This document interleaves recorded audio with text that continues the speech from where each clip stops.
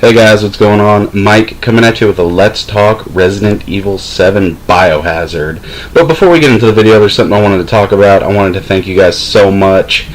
The channel collectively has hit over 1,000 views. It's over 1,000 at this point, which to me is just completely amazing. I can't even believe it, considering when we first started this channel, or when I first started it, and Vash later on joined, we were just kind of doing it for fun. We never thought hardly anybody was going to watch our videos, let alone at this point, not 1,000 people, but over 1,000 times our videos have been watched, which means that, people enjoy our videos, which is great. That's what this is ultimately about, is creating entertaining videos and sharing just fun, nerdy shit with you guys and just having a good time.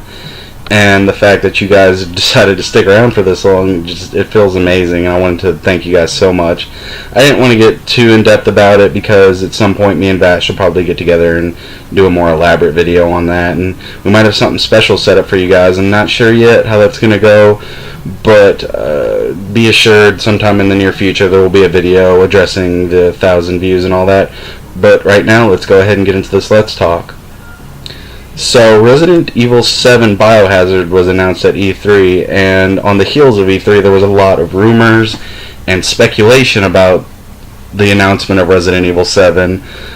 Everybody was fairly sure they were going to announce it, but they didn't really know what to expect. Supposedly, Capcom had been saying, we're going to return back to our horror roots, our survival horror roots and all that with this game, because as far as Resident Evil, starting at 4, but really with 5 and 6, it really evolved into more of a action shooter, a third-person action shooter in the vein of, let's say, Gears of War or Uncharted or things like that.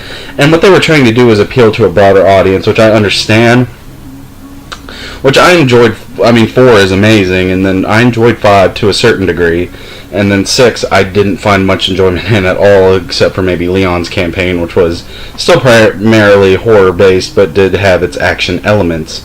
And I understand that, I don't have a problem with third-person action games. I love Gears of War, I love Uncharted, I love stuff like that, Last of Us, whatever. I just didn't feel like it really had a place in the Resident Evil universe. Resident Evil was always more about slow pace, creating an atmosphere, and solving puzzles. And in 5 and 6, there really wasn't hardly any puzzles. 6, there was virtually none that I can remember that were really, strenuous, nothing crazy.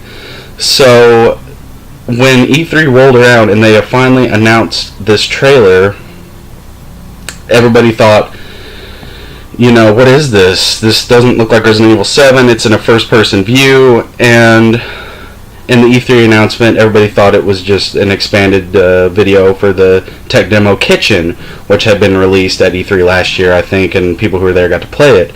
But anyways, when the intro opened up, this is from the full trailer. I'm not really going to be talking about the E3 announcement that much.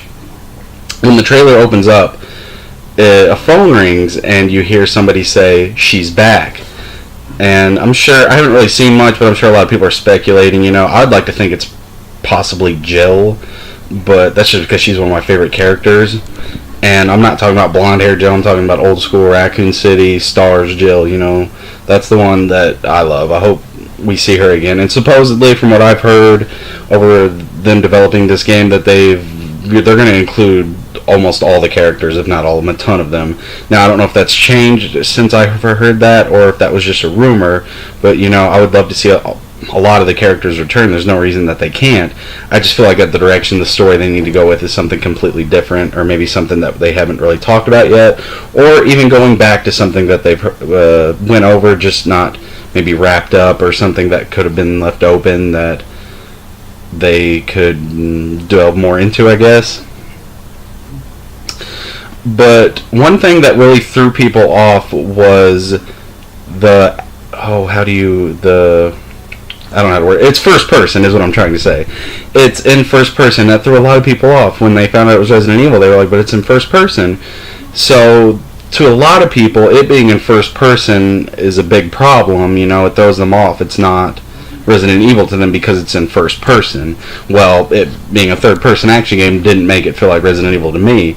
And I don't really mind it being in first person. I feel like a first-person aspect really lends itself to a horror game, especially when you're trying to build atmosphere, which this game really seems like it's trying to do, which is a real hallmark of Resident Evil games. It's more about the build-up and the atmosphere, the music, the sense of dread, the feeling of decay all around you, and just making you feel uneasy and uncomfortable. That's really what Resident Evil was always about, was putting you in a situation that made you uncomfortable, or putting you in an atmosphere that really made you feel uneasy, lowered your guard, and then they finally would hit you with a scare, and it's more of a psychological scare. It's more of playing with your emotions or your senses, and that's really what Resident Evil was always about. And I feel like in this trailer and the demo itself, that's what they're really trying to do. I myself have not played the demo. I didn't feel like I needed to pay for PlayStation Plus just to get the demo. I was going to play it once and probably be done with it. I know a lot of YouTubers out there were already on it before I could have even got it, so I didn't really see anything I could have brought to the table. So that's why I decided to make this video, just to kind of talk about my feelings and everything about it. But everything that I saw, I felt was really impressive, in my opinion. If this was not a Resident Evil game, it would have been an impressive horror game to begin with, and the fact that it has Resident Evil attached to it, I feel like opens up a lot of possibilities for what this game could be. And it gets compared a lot to games like Silent Hill or the Silent Hill's PT playable teaser, which I will say it did kind of take a card from it, because this is exactly what this is sort of a playable teaser. Which doesn't really bother me, because, I mean, that's what happens. Games get influenced by other games. So if this was influenced by PT, that's fantastic. PT was a great horror game, and this wants to follow suit. Now, a lot of people have been claiming that they feel like this was a complete rip-off, which I don't feel that way at all. It certainly has aspects of PT, but do I feel it was a complete rip-off? No, not at all. The location that they chose, I felt, was perfect. It almost felt like in the beginning that you were walking through the halls of the mansion from Resident Evil 1, just in really high definition. Now obviously that's not the case, but to me that's how it really felt. If I was in a first person view and was playing with really high graphical fidelity, this is what the mansion might look like. A lot of decay, a lot of just nasty grit, which is how I would have loved to have played the other Resident Evil games, everything updated and just super gritty and super nasty, because, I mean, that's what Resident Evil is all about. If you go back and play some of the earlier games, Resident Evil 1, 2, 0, or even 3, there's some nasty visuals in those games. It is just down and dirty and gritty, and at the times it was really impressive for the graphical fidelity they had. And now they're just trying to expand on those ideas just with new engines and new concepts, which I'm perfectly fine with. Now, some people were a little bit confused about the type, like the Ghost Hunter tone that was kind of going on with the trailer and with the demo itself. And what I've heard is that the demo has nothing to do with the full story as far as the actual Resident Evil 7 goes. So nothing that really happens in this affects the full game. It's just basically kind of a demonstration of what Resident Evil 7 is going to be capable of, what they're trying to go for, and they wanted to assure everybody that they were truly going back to the horror roots. And with this demo and with this trailer, I really feel like they delivered it. I was really scared through a lot of it. There was a lot of things that I felt like reminded me of older Resident Evil games, regardless of the first-person view or of the Ghost Hunter type of Blair Witch, whatever was going on, story was being told. And one of my friends said that he didn't feel like, I think he said he didn't feel like the puzzles were really going to be the same, and he felt like the first person took away from that. But in my opinion, and even in the demo itself, it's not really puzzles per se, but it really showed where it could go. There was a lot of stuff you could pick up, and even to today, as far as I know, a lot of stuff has not been discovered or figured out what to use for, which is a part of Resident Evil. There's a lot of stuff you find and you're like, okay, where does this go? What do I do with it? And sometimes you won't find out till later. And it really made me feel like that this game has a lot of potential. And I will say, when I first watched the initial Desolation trailer, I couldn't believe my eyes that this was Resident Evil 7, but unlike a lot of people, well, I don't want to say a lot of people, but unlike some people, I wasn't really upset about what I was seeing. It was almost more of joy, and I was happy because they did do something I didn't expect. I expected to see a third-person Resident Evil 7 just scary, and they completely flipped the script. And that's what happened a lot at E3, is that a lot of games were, they still kept their essence, but they were evolving, which is exactly what I feel like games need to do.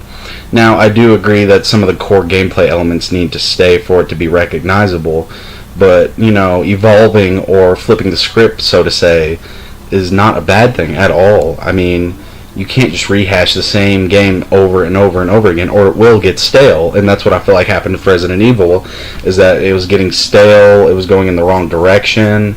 And with this first person direction, I know a lot of people didn't like that it felt like a lot of indie horror games, but the thing is, those indie horror games are very popular now. Those games are some of the best horror games out there that you can play. PT felt like an indie horror game. That's pretty much what it was, just with high-end graphics. So, I mean, Resident Evil taking a book or a page out of those books is not a bad thing at all. One thing that did surprise me was not as many people were as apprehensive as I thought they would be. When I saw the trailer, I was fairly certain a lot of people were gonna, you know, just take a giant dump on it because, for multiple reasons, the first person, the ghost story that was being told, that was before. Also, I knew that it wasn't part of the main story, or supposedly is not part of the main story.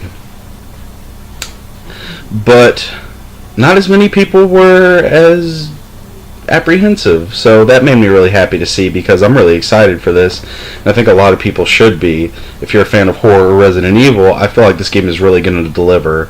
I really do feel like it's going to be one of the best Resident Evil games in recent memory. Can it live up to 4? I'm not so sure about that, but I think it's going to be a great return, and I think it's going to be a great game. And from what I've heard, it's going to have a lot of elements from the original Resident Evil. Now, as far as enemies go, I'm not sure what they're going to do. I read somewhere that I'm thinking it was the director, but I could be wrong. It might be maybe somebody else who was involved with the game, but they said that they wanted to stray away from the kind of silliness that had been evolved from the T virus and the G virus and all that, which makes me a little nervous, because I would love to just them to return to classic zombies and some more of the classic enemies, like just the regular zombies and the lickers and maybe hunters. Nothing too out of the ballpark, like with the what are they called? The villagers from Resident Evil 4. I completely forgot. I just played that the other day and I cannot remember their names for the life of me. The Los Plagas enemies, or what was in Resident Evil 5. They don't want to, you know, go back to that, which I'm glad, but I also don't want them to stray too far away. I don't want them to, like, fight human enemies. I would like to fight, you know, just classic zombies. But also, I've read that as far as combat goes, it's not very combat oriented. There will be combat in the regular game. Now, in the demo there is an axe, but people that I've watched, they don't know what to do with it, so I don't really know what that's all about. But there is going to be a full combat system, and there's going to be an inventory managing, things like that, things that are real trademarks of the Resident Evil series. So that's exciting to hear, but they said they didn't want to concentrate on combat. They wanted the combat to be more of an afterthought, which, if you think about it, in early Resident Evil games, that was always the case. They want you to think about if you're going to fight. Is fighting the right option, or is it better to run? Because item management was very important. You had to think about, okay, do I really need to take out this one zombie, or can I save the ammo and just run past it? Escape was always the option. It's not about killing things, because you can get through some of the early Resident Evil games with having to kill things. The only things that you had to really kill were the bosses. If you could run past enemies, that was always your best option. The goal was always to escape a situation. It was always, they always wanted you to put you in the worst situation possible and wanted you to escape. Now, if combat was the best option, that's the way to go. And if escape, avoiding confrontation was the best option, then that's how you should do it. So that sounds like that's going to be making a return, which is great because so many games, even horror games such as, let's say, The Evil Within, or, oh, damn it, I had another game in mind. Anyways, well, even The Last of Us, which feels more like an action game with horror elements in it, but was still pretty scary, and was still somewhat of a survival horror game. But games like those, like especially The Evil Within, they really concentrate on combat, which I love combat in video games. I do feel like there needs to be an element of combat, but I don't want that to be the fixation. One thing I will say that they're probably not going to include that I'm going to miss is some sort of gun customization.